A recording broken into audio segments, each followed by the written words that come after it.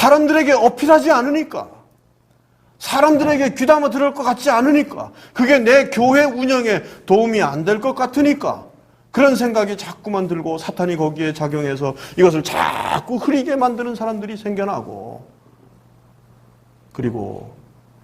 그래서 그런 사람들이 또 말재주가 대단히 좋고 머리가 비상해서요 아주 가머니설로 설득을 합니다. 그런 것 같아 보면 또 막 이러니까 막 혼란이 생겨서 넘어가게 되고, 그래서 복음 그러면 교회에다가 충성을 다하면 복 받는다. 이게 복음이에요, 요즘. 예? 거기 그리스도의 죽으심과 십자가와 부활이 거기 어디 있습니까? 전혀 가르치지 않습니다. 갈수록 도가 지나쳐 가고 있다라는 것이죠. 여러분, 이것이 오늘날 한국교회, 전 세계 교회에서 일어나는 현상입니다. 우리가 정말로 눈을 떠야 합니다. 이 복음이, 여러분들도 아마 이 말씀을 들으면서 복음이 그거야? 에? 그리스도의 죽으심, 부활, 그게 복음이야? 와, 그게 뭐 어땠다는 건데 그게? 그게 나하고 지금 나하고 무슨 관계가 있다는 건데?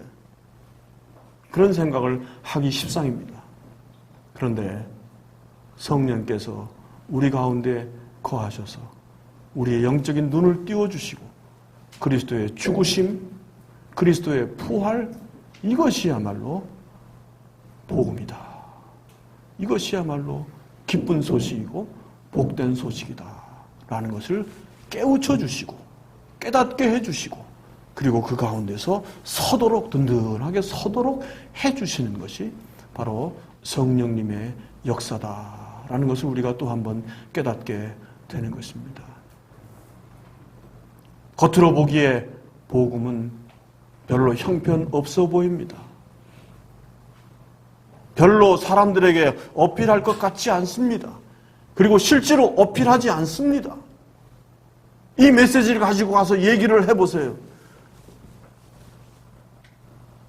성령의 역사가 거기에 함께하지 않으면, 그래서 그 사람의 영혼을 깨워서 바로 이거로구나 라는 것을 깨우치는 그런 성령의 역사가 없이는 자연인이 아무리 미사여구와 아무리 좋은 예화와 아무리 훌륭한 설득력과 대화법을 사용해서 이것을 전달한다 할지라도 도무지 받아들일 수가 없는 것입니다. 그 사도 바울이 누누이 얘기하지 않습니까? 이방인들에게는 뭐예요? 어리석은 것이다. 복음이라는 게 이방인들이 볼 때는 이게 어리석은 거예요. 어리석은 거 아닙니까 이게? 그래서 어쨌다는 건데 그게? 그리스도께서 십자가에서 죽으시고 부활하셨다. 이게 무슨 거기에 효과가 있어 보입니까? 그렇지만은 바로 여기에 복음의 능력이 있다는 것입니다. 그래서 사도 바울은 로마서에서 복음은 구원을 베푸시는 하나님의 능력이다. 하나님의 능력이다. 라는 것입니다. 목회자들이, 설교자들이 자기의 언변을 가지고서 사람을 거듭나게 만드는 게 아닙니다.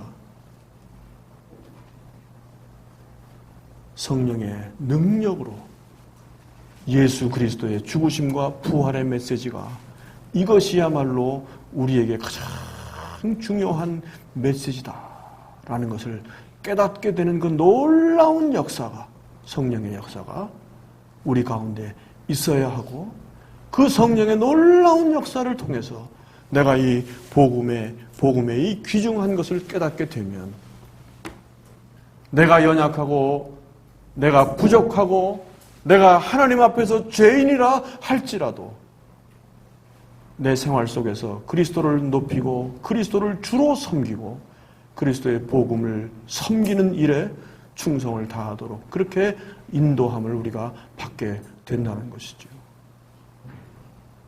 여러분, 우리가 교회에 나와서 신앙생활을 한다고 할 때에는 바로 우리의 심령이 그와 같이 변화되어야 하고 이 복음 하나로 예수 그리스도 한 분으로 만족하는 그와 같은 이 신앙의 자세를 우리가 정말로 체험해야 되고 순간순간 체험할 뿐만 아니라 그것이 우리의 라이프 스타일이 되어야 마땅하다. 성령께서 우리를 그렇게 인도하신다고 하는 것이죠. 여러분이 예수 그리스도의 죽으심과 부활하심, 이것이야말로 가장 중요한 메시지입니다. 시간이 좀 갔습니다만 우리 성경을 잠깐 함께, 다른 성경을 함께 좀 보도록 하겠습니다. 신약성경 사도행전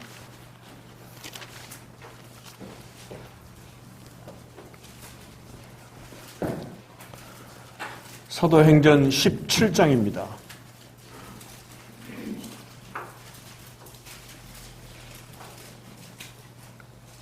사도행전 17장, 여기에 전형적인 사도 바울의 전도의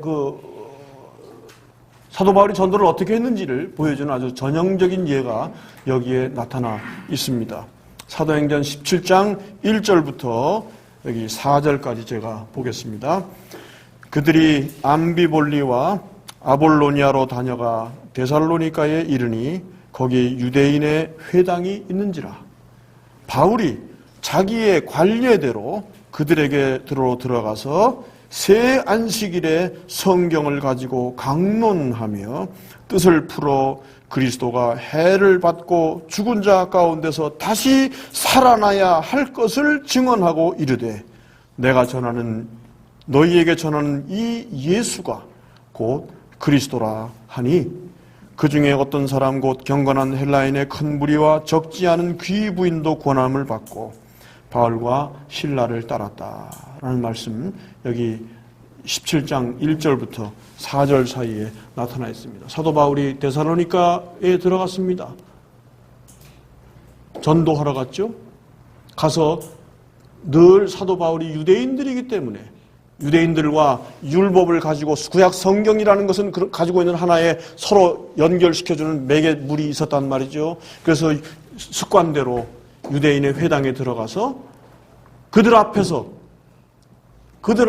구약 성경을 가지고 구약 성경을 통해서 그리스도라는 분, 메시아라는 분, 유대인들이 구세주라고 믿는 그 그리스도라고 하는 존재가 유대인들이 생각하는 것처럼 그렇게 이 세상에서 말이죠, 온 세상을 다스리고 유대인들이 그를 통해서 이 지상에서 큰 강국을 이루는 그런 식의 지도자가 아니고 그 그리스도라고 하는 분, 구세주라고 하는 분, 메시아라고 하는 그분은 죽어야만 되는 분이다 라는 것을 유대인들의 구약 성경을 가지고서 강론을 했어요.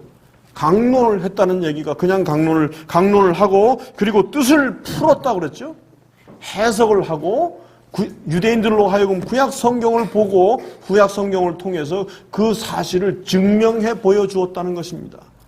유대인들은 그때까지 한 번도 구약 성경을 그렇게 외우고 읽고 묵상하고 했지만 구약 성경을 그런 식으로 바라본 일이 없습니다. 근데 데살로니가에 가서 사도 바울을 통해서 구약 성경을 그렇게 비로소 처음으로 그걸 그렇게 가르쳤습니다.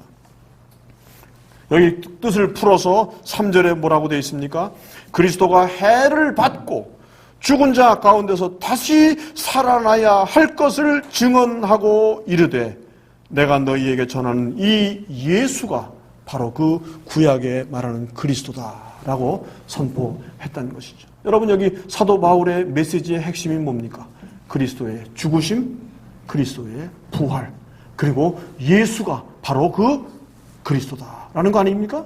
사도 바울이 고린도전서 15장 아까 앞부분에서 사도 바울이 복음이 그리스도의 죽으심과 그리스도의 부활에 관한 내용이라고 했는데 정확하게 일치하지 않습니까? 가서 다른 걸 전한 거 아니에요. 복음을 전했습니다. 복음을 전하되 그들이 기왕에 유대인들이 믿고 늘 그야말로 하나님의 말씀으로 철저하게 섬기고 있는 그 말씀을 통해서 봐라 말이야. 성경을 보아라. 너희들의 성경을 보아라. 그리스도가 죽어야 되는 거 아니냐 말이야. 여기에 예? 그리고 그분이 살아나야만 맞는 거 아니냐? 그런데 실제로 살아났단 말이지. 이분이 바로 그 그리스도다. 라는 아주 간단하고 심플한 메시지입니다. 사도 베드로가 가는 곳마다 그렇게 전했습니다. 빌립이 사마리아 지방에 가서 그렇게 전했습니다. 바울이 데살로니가, 베레아, 빌립보 가는 곳마다 사도 바울이 바로 이 메시지를 전했고, 이것이 사도 바울의 복음이요, 사도 베드로의 복음이요, 빌립의 복음이요, 사도들의 복음이요, 예수 그리스도의 복음이라는 것입니다. 그런데 오늘날 왜 우리가 복음을 다른 것으로 바꾸냐 말이죠. 내용을 다른 것으로 바꾼단 말이죠. 그 말은 늘 하는데 그 내용을 살짝 다른 것으로 바꾸어 버립니다. 이것이 오늘날 현대 교회에서 행하는 지극히 위중한 그런 범죄 행위라는 것입니다. 예수 그리스도를 살짝 다른 인물로 포장을 하는 것입니다. 예를 들어서 우리 그런 일들이 많이 일어나지 않습니까? 국회의원이나 무슨 대통령이나 무슨 이런 선거할 때 보면 선거 운동하는 사람들이 그 인물이 실제로 그렇지 않은데 그 사람을 이렇게 살짝 이렇게 포장하지 않습니까? 예? 이 사람은 말이지 실제로 그렇지 않은데도 겉으로 포장을 해가지고 아주 그럴듯한 인물로, 아주 이상적인 리더로 그렇게 포장을 해서 만든단 말이죠. 그런 식으로 예수 그리스도를, 예수님을 자기들이 생각할 때 사람들에게 먹혀 들어갈 수 있는 그런 인물로 예수 그리스도를 포장하는 것입니다. 그래서 그 포장된 그리스도를 전하다 보니까 그 그리스도는 생명이 없고 그 그리스도는 하나님의 말씀과 맞지 않는 그런 엉터리 그리스도가 오늘날 교회 안에서 수없이 전파되고 있고, 그것에 대해서 수많은 사람들이 아멘 하면서 받아들이고 있고, 그러면서 여전히 죄악 가운데서 자기의 길을 가고 있는 이런 이 정말로 슬픈 현실이 우리의 현실이다. 우리가 이것을 정말로 똑똑히 보아야 되겠습니다. 복음이라는 것은 무엇이냐? 예수 그리스도의 죽으심, 그분이 우리 죄를 위하여 죽으셨다는 것입니다. 그리고 죽으실 뿐만 아니라 그분이 다시 살아나셨다라는 것입니다. 이것이 기독교의 가장 핵심이 되는 메시지고, 이것이 깨달아지지 않으면, 이것이 왜 중요한지를 내가 머리의 지식만이 아니라 내 가슴으로 그게 왜 중요한지를 내가 깨닫지 못한다면 나는 아직도 그리스도의 복음을 모르는 사람입니다. 나는 아직도 그리스도의 복음으로 말미암아 구원받은 상태에 있지 못하다는 것을 깨달아야 되고, 그래서 우리 교회에 있는 소위 신자들이 해야 할 그야말로 기도 제목 중에서, 형제자매들을 위해서 기도할 제목 중에서 그리스도의 십자가와 부활의 의미를 정말로 깨닫게 해 주시옵소서. 그것이 우리가 형제자매들을 위해서 해야 될 아주 중요한 기도 제목이다라는 것을 말씀드리고 싶습니다. 저도 어릴 적부터 이 얘기를 너무너무 많이 들었어요. 우리 그 당시만 해도 오늘날 현대 이 한국 교회와는 좀 달라서 그 당시만 해도 굉장히 복음의 순수성이 남아 있었다고 봅니다. 그래서 제가 어린 시절에 목사님으로부터 늘 듣던 얘기가 뭐냐 하면 그리스도께서 죽으셨다. 그리스도께서 부활하셨다. 이거예요. 이게 가장 핵심의 내용이었습니다. 그래서 오늘날 제가 복음을 깨닫고 그런 상태에서 옛날 과거를 회고해보면, 그때 그 목사님이 정말 훌륭한 목사님이셨구나 라는 것을 깨닫게 되고 생각하게 된단 말이죠. 그 얘기를 수없이 들었습니다. 어머니에게 듣고, 아버지에게 듣고, 목사님에게 듣고. 근데 그게 왜 중요하다는 건지, 그게 도대체 왜 중요한 건지를 내가 깨닫지를 못했어요. 그러니 그게 정말 중요하긴 한가 본데 나는 가슴에 와닿질 않아.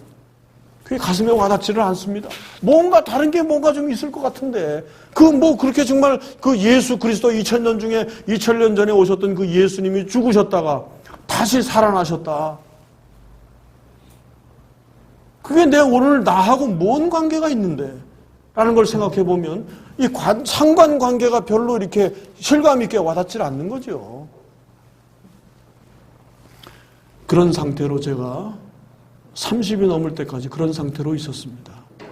제가 공군에 가서 공군 장교 생활을 5년을 했는데 그동안에 제가 늘 기지교회에서 기도한 내용이 있습니다. 기도한 내용이 뭐냐 하면 내가 어릴 적부터 하나님의 말씀을 들었고 또 저희 어머님이 저를 목사로 바치셨대요.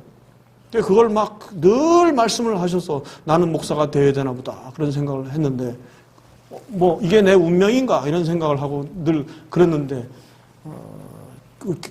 군대에 와서 기지교회에서 늘 생각할 때 우리 어머님이 나를 목사로 바치셨다는데 그럼 내가 목사가 되어야 될 사람 같은데 나는 목사가 된다면 나 같은 사람이 목사가 된다면 이게 도대체 어떻게 되겠나. 저는 그때 군대 갈 때까지만 해도 들은 풍월밖에 없었습니다. 그렇게 오랫동안 교회 생활을 했는데 성경을 읽으려고 많이 노력을 해봤어요. 근데 안 읽혀져. 조금만 있다 보면 막 졸리거나 막 도대체가 무슨 뜻인지 알 수도 없고 말이지. 그런 상태로 맨날 들은 풍월만 있는 거죠. 그런 상태로 군대 가서 있는데 제가 기도했습니다. 하나님, 제가 목사가 되어야 될 것 같긴 한데 나를 정말로 목사로 부르셨다면 내가 가르쳐야 될 내용을 저한테 가르쳐 주셔야 될 거 아닙니까? 나한테 그 내용을 좀 가르쳐 주십시오. 라고 나는 아무것도 모릅니다. 근데 세상에 말이죠. 제가 공군 장교니까 부대에서 정신교육이 있잖아요. 그럼 너 신학대학 출신이니까 네가 좀 장병들에게 좀 정신교육을 좀 하라 이거예요. 그래서 막 정신교육 있을 때마다 제가 가서 정신교육을 해야 돼요. 내 정신이 확 온전치 않은데. 정신교육을 하는데 뭐 얘기합니까? 그리스도의 복음을 얘기해야 될 텐데 그 좋은 기회가 왔는데 내가 복음이 뭔지를 모르겠어. 내가 복음이 뭔지를 모르겠는 거예요. 늘 들은 얘기가 막 혼동되는 얘기밖에 없죠. 교회 열심히 출석하면 구원받는다. 하나님에게 그야말로 온 재물을 들여서 교회 봉사하면 구원받는다. 네? 또 그야말로 양심적으로 정직하게 그야말로 하나님 앞에서 잘 살면 구원받는다. 또 가끔 가다가 예수를 믿으면 구원받는다. 나 예수를 믿거든요. 이게 그냥 혼동이 돼가지고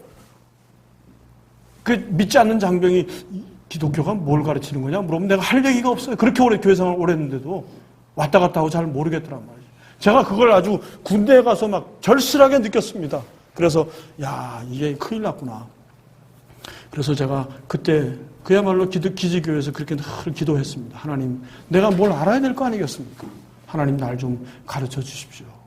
복음이 뭔지, 성경이 뭔지를 좀 알아야 되겠는데 정말 내 자신을 봐도 너무너무 한심한 거예요. 그렇게 기도했습니다. 근데 하나님께서 저한테 이렇게 인도하셔서 결국에 가서 제가 호주에 가서 공부하면서 어떤 신학교 교수를 통해서 아주 그냥 충격과 같은 그분의 얘기가 옛날 우리 그때 목사님이 하셨던 거하고 별반 다른 얘기가 아니에요, 사실은. 근데 그때 그 얘기를 듣고 내가 머리를 때려 맞은 것 같이 이거였구나 라는 것을 깨닫게 되면서 그리스도의 십자가, 그분이 나의 죄를 위하여 죽으셨다. 이것이 내 마음속에 불과 같은 것으로 다가오게 되고 그분이 부활하셨다라는 것에 대해서 이거야말로 정말로 놀라운 하나님의 말씀이로구나 라는 것을 생각하게 되고 그래서 조금씩 제 신앙의 자세가 바뀌게 되고 이날 이때까지 그런 방향으로 늘 가도록, 제가 부족하고 연약하고 게으른 사람이라 늘 좌충우돌하는 것이지만은 그러나 그런 가운데서도 하나님께서 인도하시는 그런 역사가 지금까지 있었다고 하는 것이죠. 그런 역사 가운데서 우리 노 목사님도 만나게 되고 또 제가 여기에 와서 이렇게 말씀을 전할 기회도 하나님께서 이렇게 허락하신 거라고 봅니다. 여러분, 역사상 위대한 신앙의 인물들, 복음을 깨달은 사람입니다.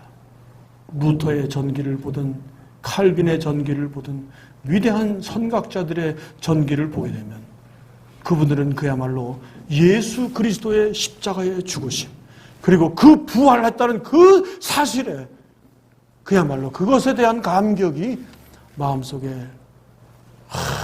사무쳐 있는 것을, 그런 것을 보게 된다는 것이죠. 사도 바울의 서신서, 로마서부터 쭉 나오는 이 서신서를 쭉 읽어보세요. 이 사도 바울이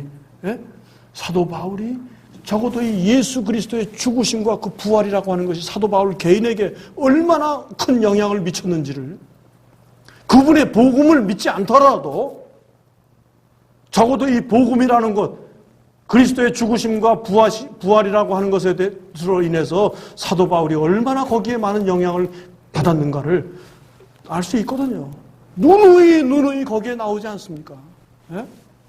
우리가 그것이 전설이 아니고 꾸며낸 얘기가 아니고 사도 바울에게만 해당되는 얘기가 아니고 사도 베드로에게 해당되는 얘기요, 사도 요한에게 해당되는 얘기요, 야고보에게, 빌립에게, 온갖 옛날 성경, 신약 성경의 위대한 사도들의 역사 가운데서 핵심적으로 늘 나타나는 그런 현상이고, 그 이후에 예수 그리스도를 믿는 신실한 하나님의 백성에게서 늘 언제나 나타나는 그런 놀라운 역사라는 것을 우리가 기억을 해야 합니다. 여러분, 우리가 복음의 중심을 찾아야 합니다. 이 내용을 외우고 내용을 이해하는 것도 중요하지만 우리가 성령의 역사에 의지해서 성령께서 우리를 감화하셔서 내 생각과 내 마음을 바꾸어 주셔서 내 영적인 눈을 뜨게 해주셔서 이 눈으로 볼 때 별거 아닌 것 같은 이런 내용, 옛날 어떤 한 개인이 십자가에서 죽었다가 다시 살아나셨다는 이 요술 같은 이 이야기가 나와 무슨 관계가 있는 것인지, 그분이 도대체 어떤 분이신지, 이런 것에 대한 정말로 마음속에 진정한 깨달음이 있게 되면서 우리가 놀라운 구원의 기쁨을 누리게 되는 것이고, 그걸 통해서, 그런 방식을 통해서 하나님의 백성들이 이 땅에서 세워지는 것이고, 그들이 처음서부터, 신앙의 처음부터 마지막 하나님의 품으로 가는 그때까지 다른 것이 아니라 늘 이 예수 그리스도의 복음의 터 위에 늘 든든하게 서가는 작업을 성령께서 또 해가시는 것입니다. 여러분, 우리가 이와 같이 중요한 그리스도의 복음 가볍게 여기지 말고 이 복음을 깨달아야 되겠고, 지식으로 알 뿐만 아니라 이것이 나의 복음이 되어야 되겠습니다. 사도 바울이 어떤 곳에서는 예수 그리스도의 복음이라고 말씀을 하고, 어떤 곳에서는 그냥 그리스도의 복음이라고도 말씀을 하지만, 어떤 곳에서는 나의 복음이라고 말씀을 합니다. 그가 자신이 깨달은 복음, 자기 스스로 정말로 깨닫고 그의 인생이 완전히 바뀌게 된 그 놀라운 메시지, 그 메시지를, 그것을 생각하고 그것을 나의 복음이라고 표현을 하고 있단 말이죠. 그런 의미에서 복음이 나의 복음이 되어야 합니다.